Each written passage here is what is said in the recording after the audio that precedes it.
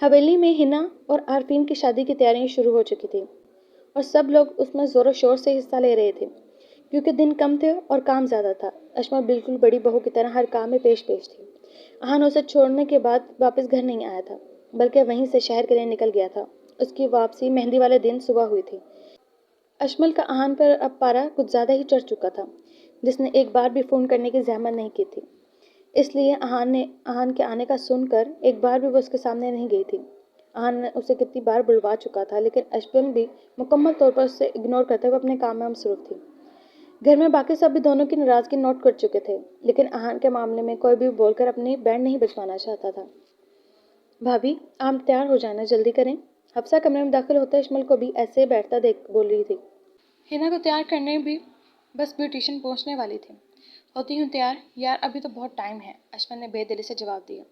وہ احان کے ہوتے ہوئے کمرے میں بالکل نہیں جانا چاہتی تھی، اس لیے اس کے تیار ہو کر نکلنے کا ویٹ کر رہی تھی۔ ایک ملازمہ کو اس نے اس کام پر لگا رکھا تھا۔ بھابھی اتنے دنوں سے آپ سے ایک بات کرنی تھی، سمجھ نہیں آ رہا کیسے کروں، لیکن آج احان بھائی کی بات سن کر مجھے لگا آپ کو اس بارے میں علم ضرور ہونا چاہیے، حفصہ حد درجہ سنجیدہ انداز میں کہتی اشمل کے پاس صوفے پہ آ بیٹھی تھی۔ اشمل نے حفصہ کو کبھی اتنا سنجیدہ نہیں دیکھا تھا۔ اور احان کی ایسی کیا بات تھی؟ وہ اس دن میں نے حاجرہ امی کو بابا سے احان بھائی کی دوسری شادی کروانے کے بارے میں بات کرتے سنا تھا۔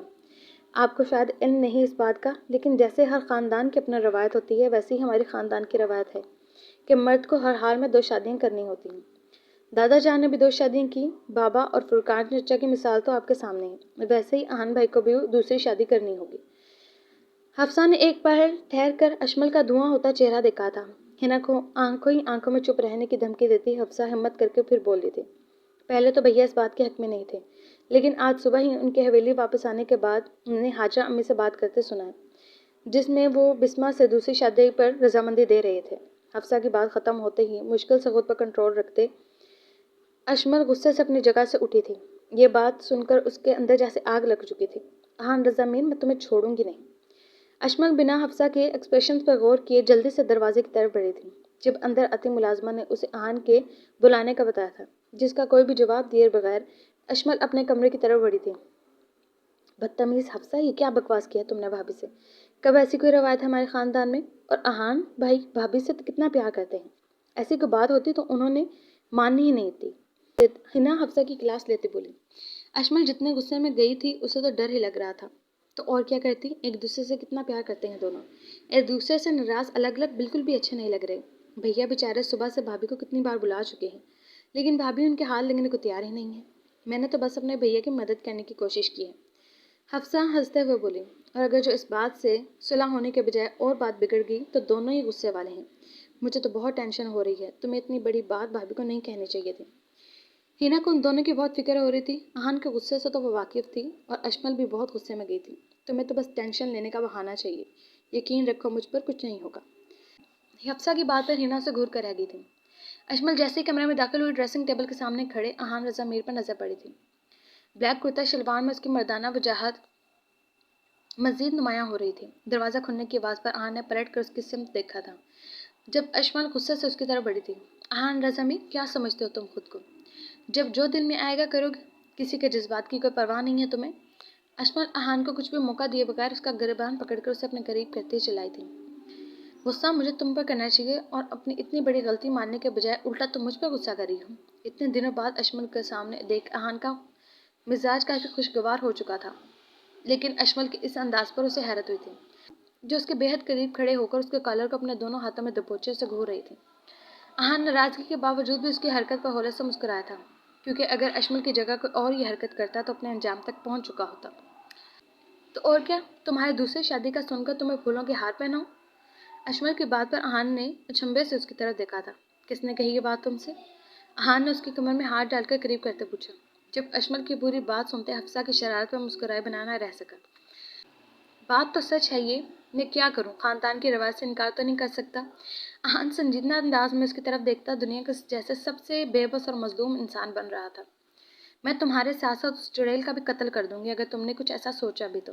اشمل اس کی آنکھوں میں ناچتی شرارت پر غور کیے بغیر ہی اس پر چلائی تھی۔ تم صرف میرے ہو، صرف میرے، اور تم پر صرف میرا حق ہے۔ خبردار جو کسی کو بھی حق دینے کے بارے میں سوچا۔ اس بار میں کہہ رہی ہوں احان رضا میر، مجھ سے برا کوئی نہیں ہوگا۔ بات کرتے اشمل کی آنکھوں سے کئی آنسو بہہ نکلے تھے جن کو دیکھ احان کا دل بے چین ہوا تھا۔ میں مذاق کر رہا ہوں ایسا، اور حفصہ نے بھی صرف تم سے مذاق کیا ہے میرے پاس بھیجنے کے لیے۔ میں ایسا کرنے کے بارے میں سوچ بھی نہیں سکتا۔ تمہارے علاوہ میری زندگی میں کسی کی کوئی گنجائش نہیں ہے۔ میری جان، میری محبت کو بس اتنا ہی سمجھتی ہو کیا؟ احان اسے اپنے قریب کیے بھرپور جذبات میں بولا تھا۔ جب اس کی بات سنتے اشمل کے اندر تک سکون اترا تھا۔ میں نے اس دن تمہیں بہت کالز کیے لیکن تم نے کسی ایک کا بھی جواب نہیں دیا۔ میں اتنی پریشان تھی، سب کے سامنے مجھ پر غصہ کیا، پھر اتنے دن دور رہی مجھ سے اور ایک بات بھی بات نہیں کی۔ اشمل نے اس کے سینے پر سر رکھے سارے قصور گنوائے تھے۔ تمہارا حویلی سے باہر جانے کا سن کر میرا خود پر کنٹرول ختم ہو چکا تھا۔ وہ گھٹیا شخص تمہیں نقصان پہنچا سکتا تھا، اس لیے اس وقت سب کے سامنے تمہیں ڈانٹ دیا جس پر میں شرمندہ ہوں۔ اور جہاں تک رہی اتنے دن دور رہنے کی بات، تو میں جلدی جلدی اپنے کام نپٹا کر آیا ہوں تاکہ ہنا اور عارفین کی شادی کے بعد ہم آرام سے اپنا ہنی مون پر جا سکیں۔ احان کی بات سنتے اس کی آخری بات پر شم سے سرخ ہوتے اشمل اس کے سینے سے سر ہٹاتے پیچھے ہٹی تھی۔ مجھے دیر ہو رہی ہے، ابھی تیار بھی ہونا ہے۔ اشمل دوبارہ اپنی کلائی احان کے قبضے میں دیکھ کر دھیرے سے بولی، جانا، اپنی شادی پر میں تمہیں مہندی اور بارات کے دلہن کے روپ میں محسوس نہیں کر پایا تھا، لیکن اپنا حق میں کسی صورت نہیں چھوڑتا، اس لیے آج اور کل میرا حق سود سمیت لینے کے لیے تیار رہنا۔ الماری چیک کر لو، تمہارے لیے کچھ موجود ہے وہاں۔ اس کی گال پر اپنے جذبات کی شدت بخشتے وہ کمرے سے نکل گیا تھا، لیکن اس کی بات پر اشمل کے دل میں ہلچل سی مچ چکی تھی۔ واہ بھابھی، کتنی خوبصورت لگ رہی ہیں آپ۔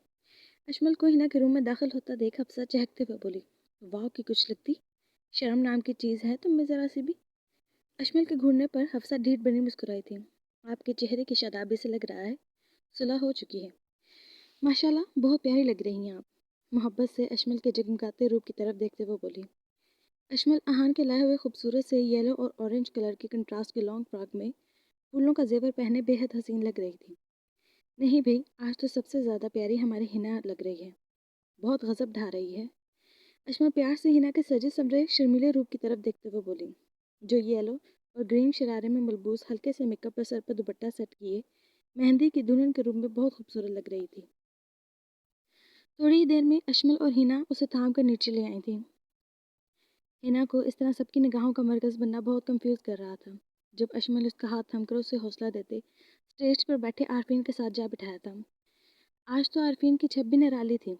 احان کی نظریں تو اشمل کے حسین روپ میں اٹر کر رہ گئی تھیں جب اسے سب کے سامنے ہی بہکنے پر مجبور کر رہا تھا۔ ہنا کو تسلی دیتے اشمل اب خود بھی احان کی بولتی نظروں سے کنفیوز ہو چکی تھی۔ حاجہ بیگم کے کسی کام سے ملازمہ کو ہدایت دینے وہ اندر کی طرف بڑھی تھی۔ ابھی وہ راہداری سے گزر رہی تھی جب کسی نے اسے بازو سے پکڑ کر قدرے تاریک کونے کی طرف کھینچا تھا۔ اس سے پہلے کہ اشمل کی چیخ نکلتی، احان نے اس کے منہ پہ ہاتھ رکھ دیا تھا۔ احان کے ایسے کرنے سے اشمل کی آنکھیں باہر کو نکلی تھیں۔ کیا ہوا؟ احان نے حیرت سے اس کے ہونٹوں سے ہاتھ ہٹاتے پوچھا۔ احان، یہ کیا طریقہ ہوا؟ میری لپسٹک خراب ہو گئی ہوئی تو؟ اشمل کے منہ بسورنے پر احان مسکرایا تھا۔ وہ تو میں ویسے بھی خراب کرنے کا ارادہ رکھتا ہوں، احان معنی خجل سے کہتا اس پر جھکا تھا۔ نہیں احان، پلیز۔ اشمل نے اس کے سینے پر ہاتھ رکھے اسے خود سے دور کرنے کی کوشش کی تھی، لیکن احان اس کے دونوں ہاتھوں کو گرفت میں لیتے پیچھے موجود دیوار کے ساتھ ٹکا چکا تھا۔ احان نے جھک کر اس سے اڑتی مہندی اور موتی کی خوشبو کو اپنے سانسوں میں بسایا تھا۔ اس کے ماتھے پر سجی بندیا پر ہونٹ رکھ دیے تھے۔ احان، یہ آپ کیا کر رہے ہیں؟ ملازم سب اندر ہی موجود ہیں، کوئی بھی اس طرف آ سکتا ہے۔ اشمل ہمیشہ کی طرح اس کے جذبات کی شدت سے گھبراتے ہوئے بولی، تو چلو پھر بیڈ روم میں چلتے ہیں۔ احان شرارتی انداز میں کہتے اسے اٹھانا جھکا تھا جب اشمل دھیرے سے چلائی تھی۔ کیونکہ احان سے کوئی بھی بائی نہیں تھی، وہ واقعی اسے سب کے سامنے اٹھا کر بیڈ روم میں لے جاتا۔ جانا، ابھی کے لیے تو چھوڑ رہا ہوں، لیکن کل رات کسی قسم کی کوئی مہلت نہیں ملنے والی۔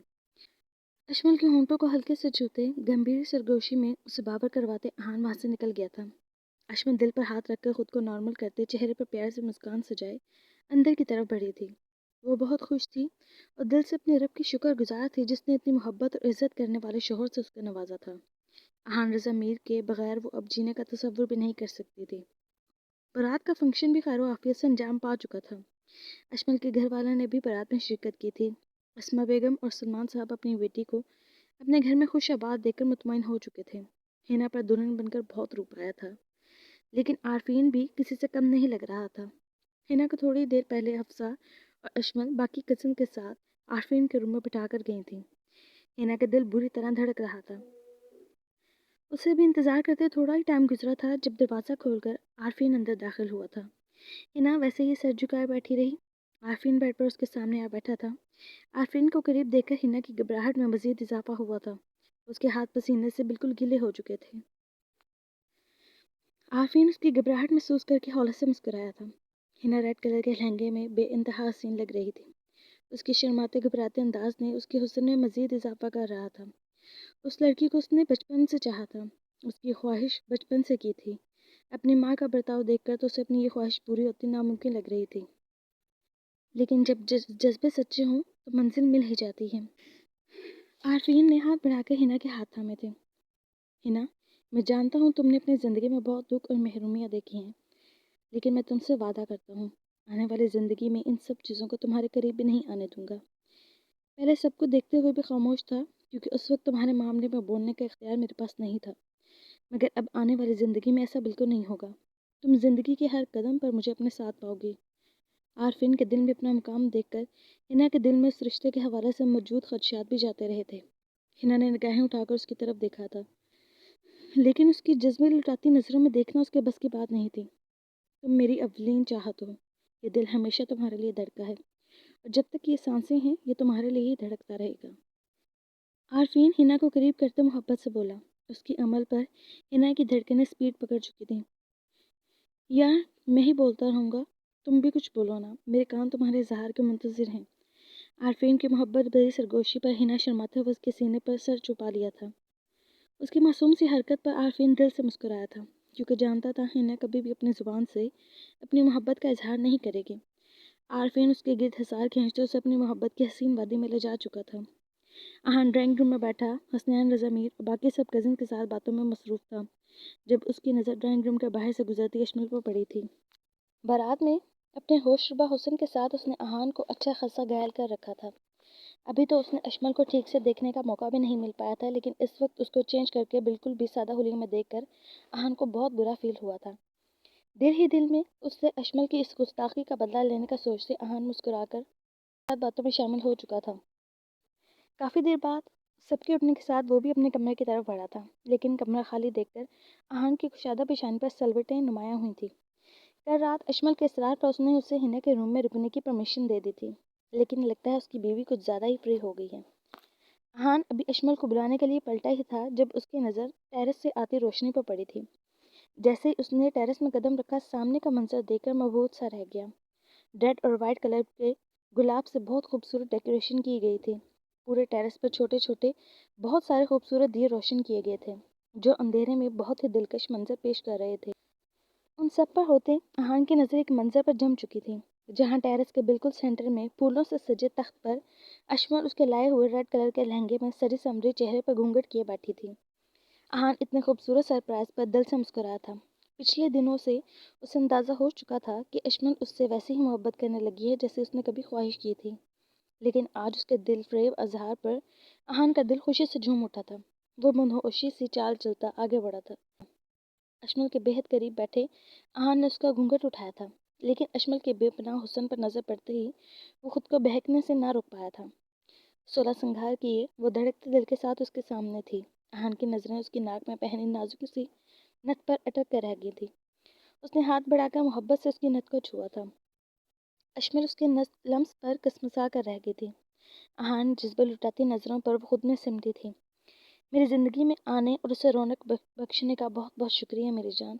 आज जो सरप्राइज़ तुमने मुझे दिया है, उसका शुक्रिया मैं अपने लफ्ज़ों से नहीं बल्कि अपने अमल से अदा करूँगा। आज रेड लिबास पहनकर तुमने मेरे जज्बात को मज़ीद भड़का दिया है। अब मेरी शिद्दतें बर्दाश्त करने के लिए तैयार हो जाओ मेरी जान। अहान कहते साथ ही उसकी नथ खोलता अशमल के चेहरे पर झुका था। अहान के लिए अब अपने जज्बात पर बंद बांधना बहुत मुश्किल हो गया था। उसके चेहरे और गर्दन पर अपना शिद्दत भरा लम्स छोड़ते अहान उसे अपनी बाहों में नरमी से उठाता अंदर की तरफ बढ़ चुका था।